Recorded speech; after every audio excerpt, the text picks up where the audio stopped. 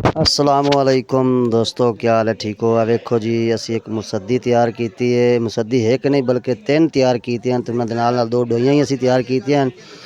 आ मुसद्दी के उत्ते डिज़ाइन वेखो असी किहो जिहा बनाया है। तो आ वेखो जी, आ एक इहदे नाल असी होर मुसद्दी तैयार की है जी। आ वेखो, हाँ जी। इस तो बाद एक होर ही मुसद्दी, वो भी तुहानूं विखाने जी। आ जी सब तो छोटी मुसद्दी असी तैयार की है। असी तैयार की ना हलवा शलवा पकाने वास्ते। तो आ इहदे नाल 2 डोइयां आ गई जी। आ डोइयां जी सालन वगैरह पकाने वास्ते, सालन वगैरह पकाने वास्ते आ डोइयां असी 2 तैयार की। इनके नाल मैं तुहानूं होर एक शै विखाना जी। तुसी वीडियो नूं ज़ाया मत करना, वीडियो सारी वेखी कीती करो। आ डोई एक होर आ गई। इहदे तो बाद जी आ एक पीढ़ी आ गई। आ पीढ़ी ते असी काम चेक करो कि जे कीता है। वेखो डिजाइनिंग वेखो पीढ़ी दी।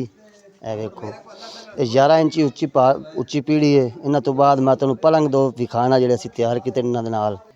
आ जी पलंग दा आ गया सिरू। सिर दे उत्ते डिजाइनिंग वेखो तुसी किस तरह असी कीती। ए चेक करो। इस तो बाद आ पावे आ गए। पावां दे उत्ते डिजाइनिंग वेखो असी किस तरह कीती है जी। ए चेक करो। साडी वीडियो लाइक किया करो, सपोर्ट किया करो सानू यार। बड़ी मेहनत नाल असी वीडियो बनाने हैं। भरावां दी मेहरबानी असी अगर सानू सपोर्ट कर सकदा। ऐ सिर दे उत्ते काम देखो। ये मंजे जी लदी ते जा रहे हैं साहूका, बूरे वाला साहूका दे विच मंजे जा रहे हैं। तो समान सारा लै ते जा रहे हैं जी। ए देखो